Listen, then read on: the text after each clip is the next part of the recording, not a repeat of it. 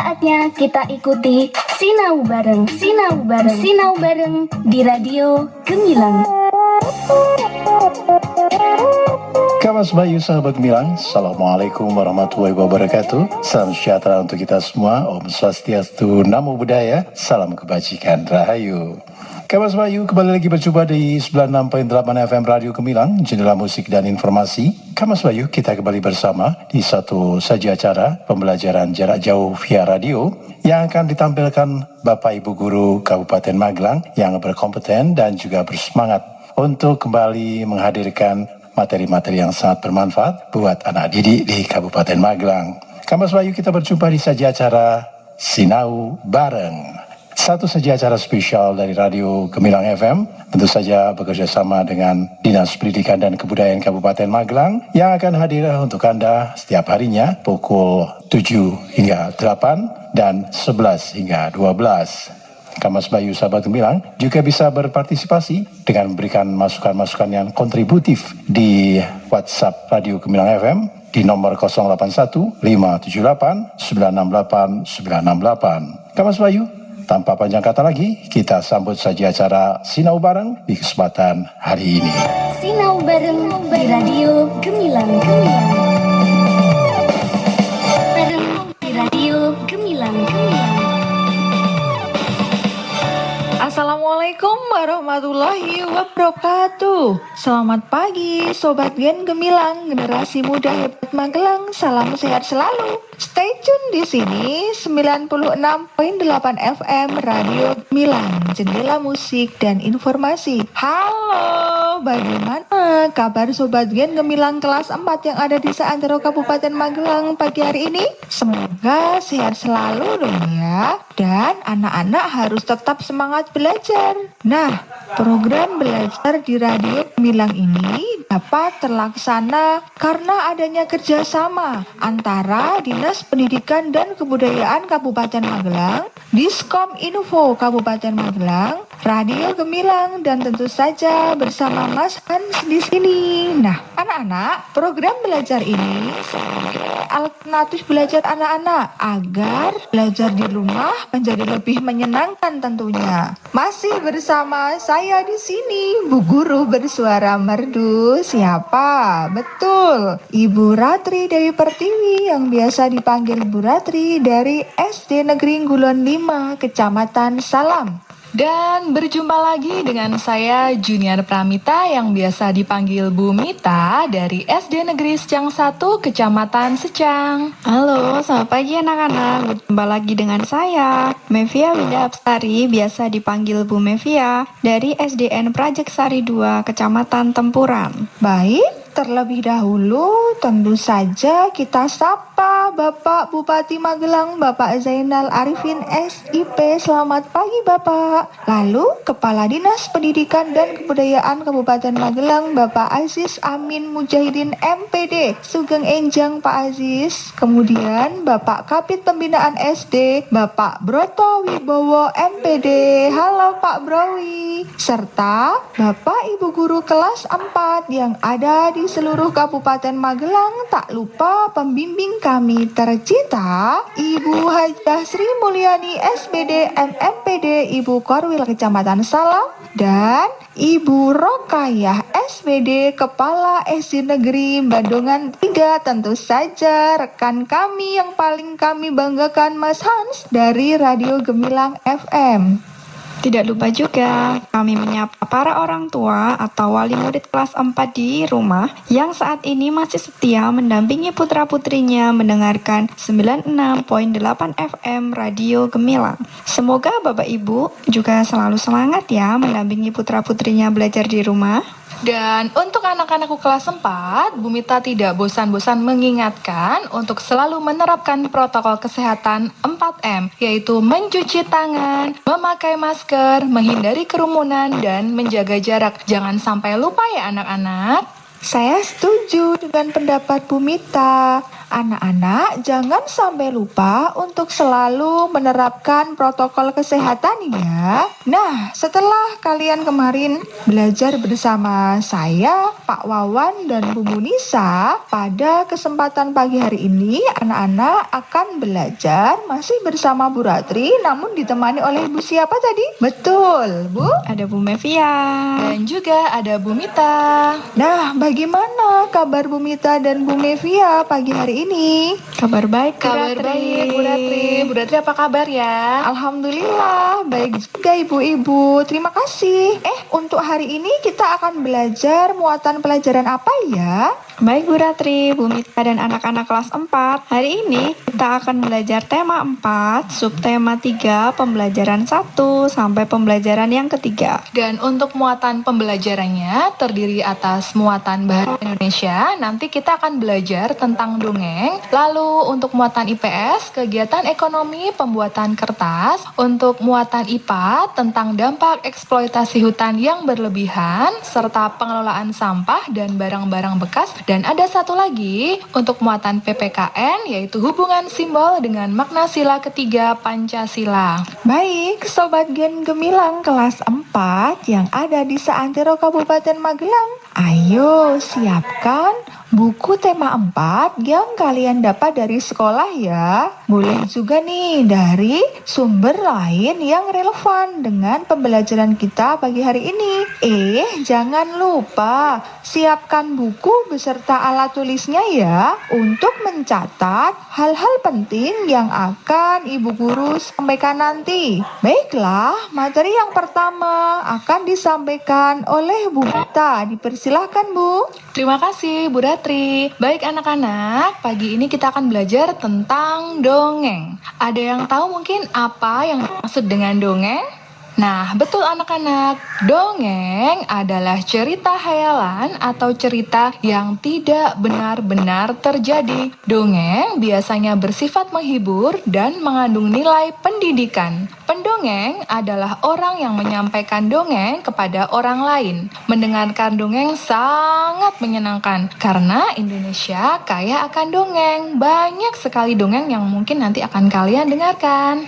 Wah, anak-anak hari ini pasti suka sekali ya Bu kalau mendengarkan dongeng. Coba anak-anak bisa memberi contoh dongeng yang pernah anak-anak dengar?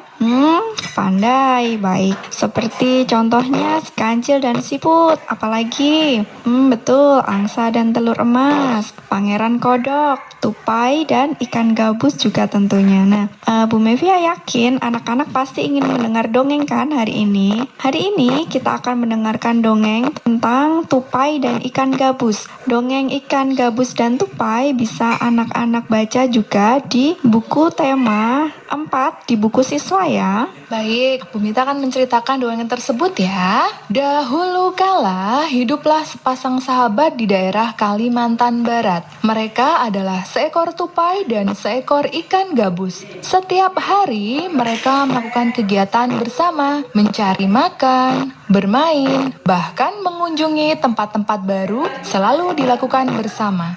Suatu hari, tupai tidak melihat gabus sahabatnya. Ia mencarinya ke tempat biasa gabus tinggal. Saat bertemu, tupai sangat kaget. Gabus terlihat lesu. Ternyata ia sedang sakit. Tupai sangat sedih. Ia menawarkan makanan untuk sahabatnya, namun gabus tidak berselera makan. Gabus hanya menginginkan satu jenis makanan yang diyakininya dapat menyembuhkan penyakitnya. Tupai berjanji akan mencarikannya untuk sahabatnya itu. Setelah gabus menyampaikan obat penawar penyakitnya, tupai sangat kaget. Ia harus mencari hati ikan hiu. Ikan hiu sangat ganas, tidak terpikir olehnya ia bisa mendapatkannya. Namun, tupai bertekad untuk mendapatkannya. Ia ingin sahabatnya sembuh. Tupai kemudian melompat dari satu pohon kelapa ke pohon kelapa lainnya yang dekat dengan tepi pantai. Saat menemukannya, ia melubangi satu kelapa dan membiarkan airnya habis. Kemudian Kemudian sang tupai masuk ke dalam kelapa. Angin kencang membuat kelapa jatuh ke pantai dan ikan hiu memakannya. Di dalam perut ikan, tupai kemudian keluar dari kelapa dan menggigit hati ikan hiu. Ikan tersebut mencoba bertahan sampai kehabisan tenaga. Ombak besar membawa ikan hiu ke tepi pantai. Saat itulah tupai keluar dari mulut ikan hiu dan membawa hati ikan kepada sahabatnya. Sampai di tempat ikan gabus, tupai kemudian memberikan hati ikan hiu untuk dimakannya. Beberapa hari kemudian, tupai melihat sahabatnya segar kembali. Betapa senangnya tupai melihat ikan gabus sehat seperti sedia kala. Wah, so sweet sekali ya persahabatan tupai dan ikan gabus. Anak-anak pasti juga punya sahabat dan teman akrab dong ya, baik di sekolah maupun di lingkungan rumah. Dengan sahabat, kita harus saling membantu ya dalam suka maupun duka. Nah, kembali ke dongeng tadi, kita bisa menentukan unsur-unsur dalam sebuah cerita. Coba anak-anak membantu Bu Ratri ya. Ada unsur-unsur apa saja yang terdapat dalam cerita tupai dan ikan gabus tadi? Yang pertama, kita telaah dari judul ya. Ada judulnya tidak? Betul, judulnya adalah tupai dan ikan gabus. Tokohnya ada siapa saja ya? Oh, betul lagi. Tupai, ikan gabus, dan ikan hiu. Untuk sifatnya bagaimana? Tupai suka menolong. Kemudian ikan gabus adalah seorang sahabat yang sabar. Kemudian tempat terjadinya ada di mana? Betul, ada di Provinsi Kalimantan Barat, di daerah pesisir pantai. Awal cerita atau alurnya bagaimana? Tupai melihat ikan gabus yang lesu dan diakhiri dengan akhir cerita, ikan gabus dapat sehat seperti sedia kala karena bantuan tupai. Lalu anak-anak, pesan moral apa yang dapat kita ambil dari cerita tersebut? Ya, benar sekali. Kita harus selalu dan saling tolong menolong.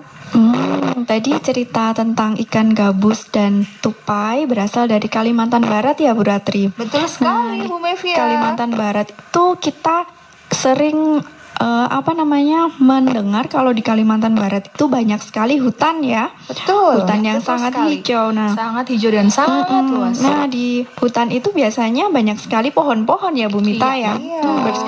Tentang banyaknya pohon yang ada di Kalimantan, Bu Mevia masih akan bercerita lagi tentang Dayu yang mempunyai teman yang bernama Beno. Pekerjaan ayah Beno adalah seorang pengrajin kayu. Ayahnya membuat meja dan kursi.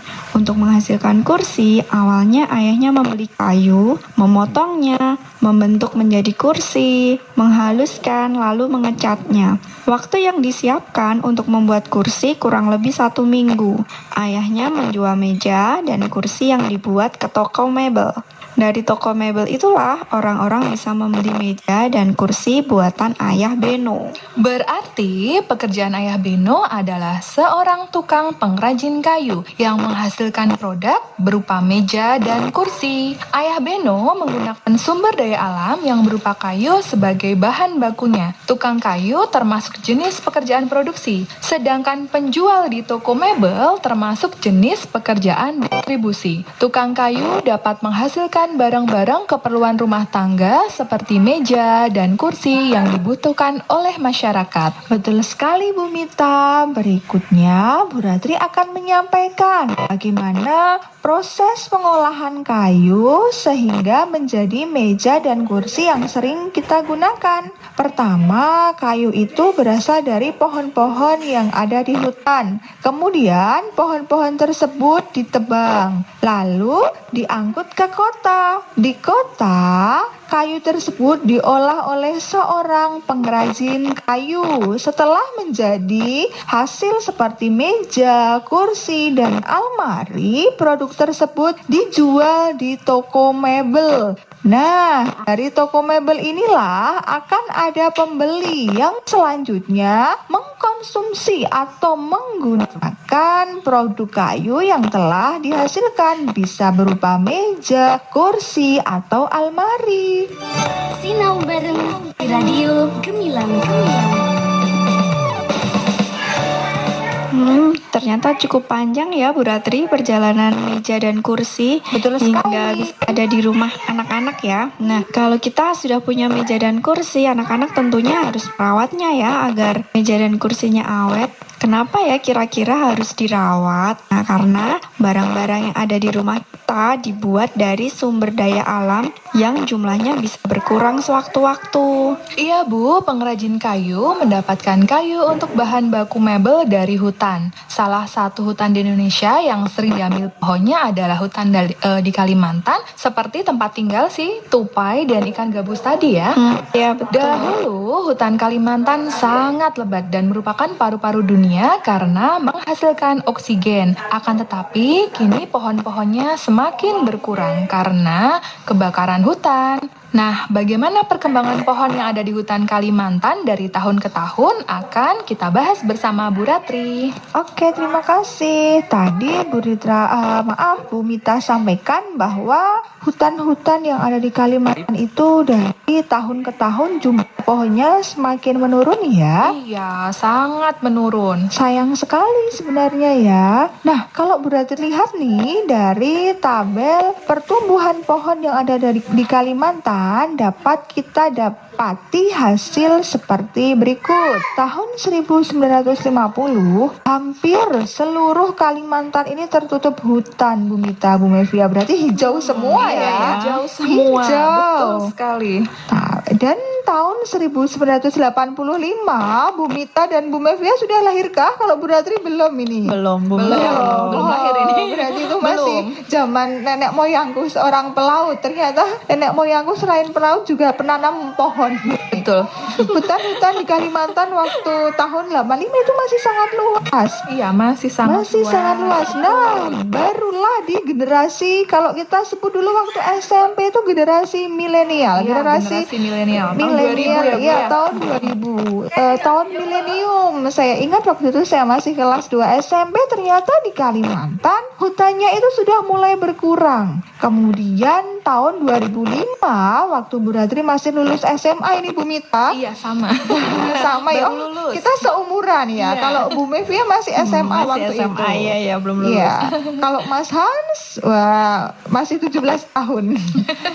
Hutan di Kalimantan. Iya, ternyata hutan di Kalimantan itu sudah banyak sekali berkurang. Kenapa kira-kira? Kemudian tahun 2010 bahkan sudah banyak hutan di Kalimantan itu yang dijadikan tempat pemukiman. Wah, sayang sekali ya berarti Sayang ya. sekali, berarti kan paru-paru dunia kita berkurang, produksi Iya, oksigen betul ya. kita berkurang. Iya, semakin panas juga ya, Bu, Semakin sekarang ya. panas, dan itu sebenarnya sangat merugikan ya untuk makhluk hidup. Iya, Iya. betul. Habitat hewan yang ada di hutan pun juga menjadi Semakin sempit semakin ya. sempit. Iya. Bahkan hewan-hewan yang dilindungi sekarang cenderung punah. Ya, betul sekali. Karena mungkin tempat tinggalnya sudah hilang begitu ya, Bu Ratri ya. Iya, betul. Nah, apa yang terjadi tahun 2020 sekarang ini? Sekarang hutan di Kalimantan sangat sedikit dan pemukimannya lebih luas. Ini kan bahaya sekali ya, Bu Mita ya. Betul sekali. Kalau luas hutan semakin berkurang, hewan-hewan itu akan kehilangan tempat tinggalnya. Jadi otomatis jumlahnya ikut berkurang. Kemudian untuk pohon yang berkurang pun bisa menimbulkan erosi. Karena kalau misal musim hujan tidak ada lagi yang menahan tanah di lingkungan hutan tersebut yang sudah gundul. Kemudian sekarang cuaca juga semakin panas, terjadi pemanasan global dan juga bisa terjadi bencana longsor. Betul Bu Mita. Nah, karena banyak sekali ya yang hal-hal yang bisa ditimbulkan dengan semakin berkurangnya hutan. Nah, anak-anak kita bisa ikut loh menjaga melestarikan hutan dengan yang pertama melakukan reboisasi. Apa itu reboisasi? Ya, penanaman kembali hutan yang gundul. Kemudian menerapkan sistem tebang pilih, menerapkan sistem tebang tanam, melakukan penebangan secara konservatif, memberikan sanksi bagi penebang yang melakukan penebangan sembarangan, juga tidak membuang sampah sembarangan di hutan, serta melindungi dan menjaga habitat yang ada di hutan.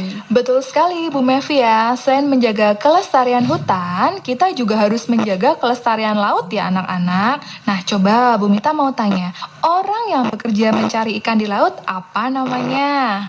Ya, betul sekali, nelayan. Nelayan adalah orang yang hidup dari mata pencaharian hasil laut. Di Indonesia, para nelayan biasanya bermukim di daerah pinggir pantai atau pesisir laut. Banyak sekali nilai-nilai yang bisa kita pelajari dari seorang nelayan. Nelayan tradisional berangkat mencari ikan pada malam hari. Mereka menggunakan perahu. Mereka bergotong royong untuk menarik jaring. Hasil ikan di hari itu dibagikan sama rata. Kadang-kadang ikan tersebut langsung dijual. Hasil penjualan ikan juga dibagi sama rata. Pada saat tidak pergi mencari ikan, mereka bersama-sama membetulkan jaring yang rusak. Nah, sikap yang ditunjukkan nelayan itu mengaplikasikan sila ketiga dari Pancasila, yaitu Persatuan dan Kesatuan Indonesia. Sila ketiga ini mempunyai maksud mengutamakan persatuan atau kerukunan bagi seluruh rakyat Indonesia yang mempunyai perbedaan agama, suku, bahasa, dan budaya, sehingga dapat disatukan melalui sila ini. Berbeda-beda tetapi tetap satu, atau yang kita kenal dengan semboyan negara kita. Apa anak-anak? Nah, betul sekali, Bhinneka Tunggal Ika.